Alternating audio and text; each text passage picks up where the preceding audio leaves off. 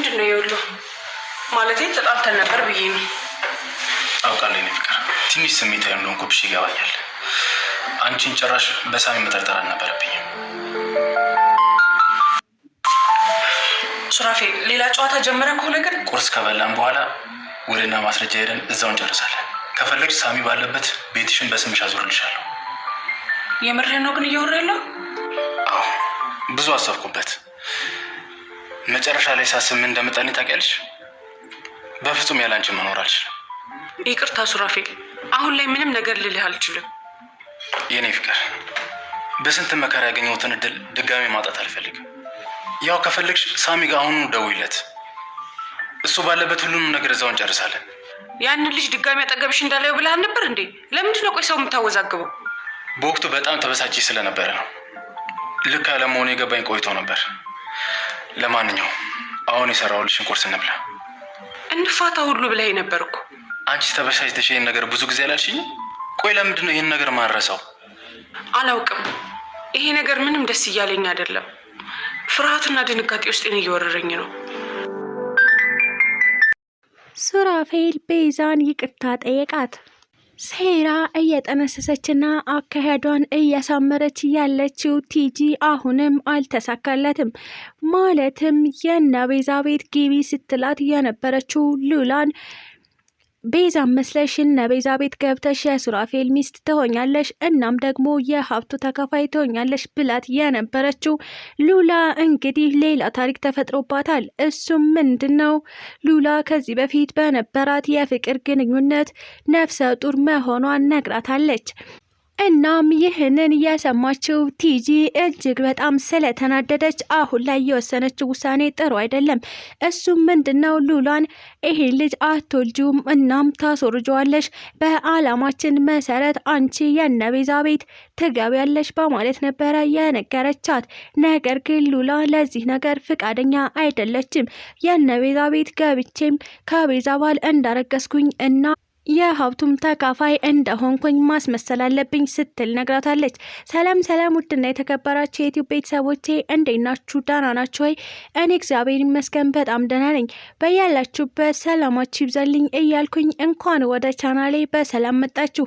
ለዚህ ዩቲዩብ ቻናል ደግሞ አዲስ ከሆናችሁ ላይክ፣ ሼር፣ ሰብስክራይብ በማድረግ ቤተሰብ ሁኑ። ሀሳብ አስተያየት ካላችሁ ደግሞ ኮሜንት ላይ አሳውቁኝ። ዛሬ ደግሞ ቤዛ ፊልምን ክፍል 49 ይዤላችሁ መጥቻለሁ። እስከ ቪዲዮ ፍጻሜ አብራችን ቆዩ። ቤዛና ሱራፌልን ለማለየት ደፋ ቀና ሲል የነበረው ሮቤል አልተሳካለትም። እናም ደግሞ በድጋሚ ቤዛና ሱራፌል አብረው ቀጥለዋል። ትዳራቸውንም እንደነበረ ለማስቀጠል እየሞከሩ ይገኛሉ። ይህንን የሰማው ሮቤል ግን አሁንም ተኝቶ አላደረም። ማለትም ከዚህ በፊት ሳሮንን ልጇን አግቶ እያስፈራራትና እንደሚፈልገው እያሽከረከራት ይገኝ ነበረ። አሁን ላይም ይህንን ነገሩን ቀጥሏል። እሱም ምንድን ነው?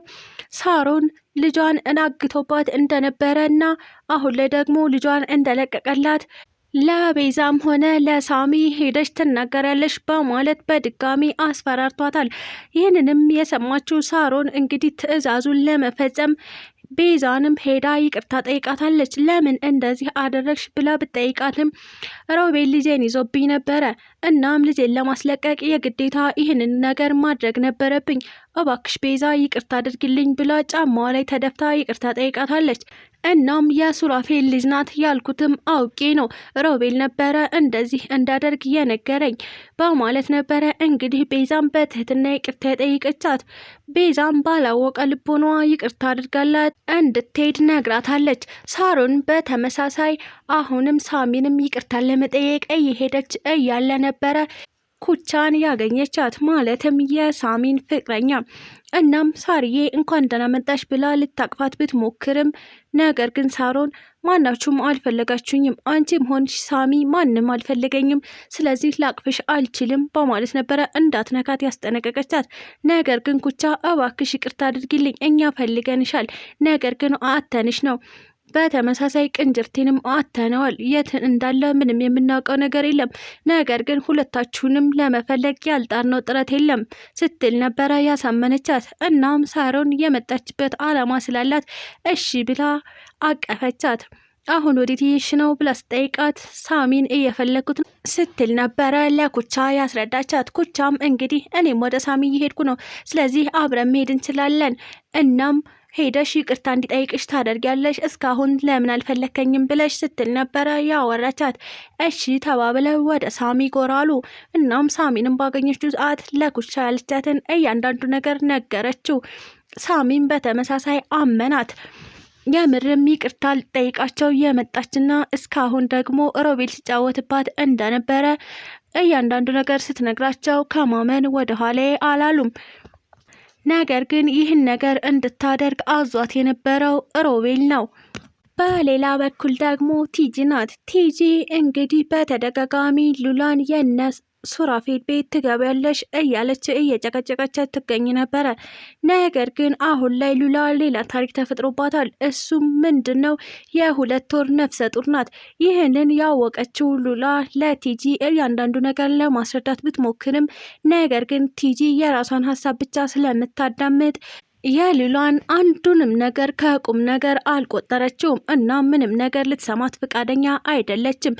ነገር ግን ሉላ አሁን ላይ እጅግ በጣም ከመጨነቋ የተነሳ የምታደርገው መለው ጠፍቶባታል። ምክንያቱም ፍቅረኛዋም እሷን ሊያወራት ወይ ደግሞ ሊያዳምጣትን ፈቃደኛ አይደለም። በሌላ በኩል ደግሞ ልጅ የሚባል ነገር መጥቶባታል። ይህንን አክስቷ ብትሰማ ምን ልታደርጋት እንደምትችል እጅግ በጣም አስፈርቷታል። እናም አክስቴ መስማት የለባትም። አሁን በአንቺ ሀሳብ እስማማለሁ። ቤዛንም መስዬ ያነ ሱራፌል ቤት እገባለሁ፣ እዛም አረገዝኩ ብዬ ልጄንም እዛው እወልደዋለሁ። አክስቴን በዚህ ሀሳብ ትስማማለች ስትል ነበረ የመደራደሪያ ሀሳብ እያቀረበችላት። ነገር ግን ቲጂ ይህን ነገር ለማድረግ ፈቃደኛ አይደለችም። ምክንያቱም ሱራፌል ከዚህ በፊት እንዳማከራት ከሆነ እሱ ልጅ መውለድ እንደማይችል ነግሯት ነበረ። ያ ነገር በሀሳቧ መጣባትና አይ እንደዛ አይሆንም፣ ስለዚህ ልጁን ታስወርጇለች ስትል ለሉላ ሁሉንም ነገር ነገረቻት።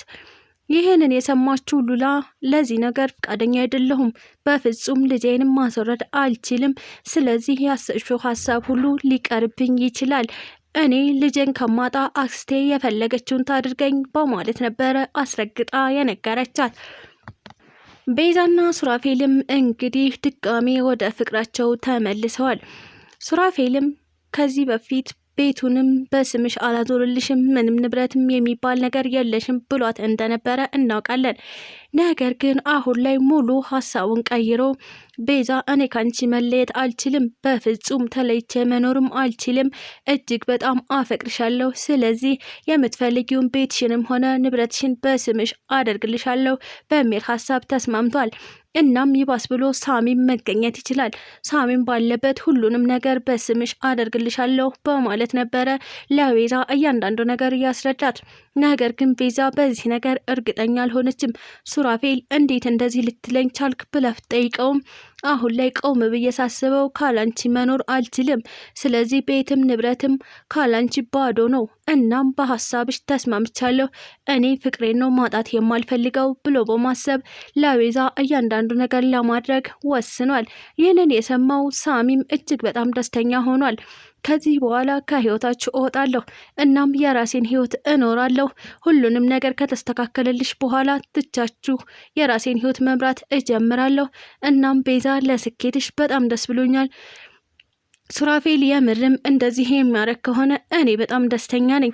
እናም ደግሞ አሁን ላይ ከእናንተ ጋር መገኘት አልፈልግም በማለት ነበረ ሳሚ ለቤዛ ሁሉንም ነገር የነገራት። ይህ የቤተሰብ ጉዳይ ነው፣ ስለዚህ አሁን በራሳችሁ መንገድ ለመጨረስ ሞክሩ፣ እኔን ጣልቃ አታስገቢኝ፣ ቤዚቲ ለስኬትሽ መልካም እድል ብሏት ነበረ የሄደው። ስለተከታተላችሁኝ እጅግ አድርግ አመሰግናለሁ። ለዚህ ቻናል አዲስ ከሆናችሁ ላይክ፣ ሼር፣ ሰብስክራይብ በማድረግ ቤተሰብ ሁኑ። እንዲሁም ደግሞ ሀሳብ አስተያየት ካላችሁ ኮሜንት ላይ አሳውቁኝ። ኢትዮጵያ ለዘላለም ትኑር እያልኩ ሰነበታችኋለሁ።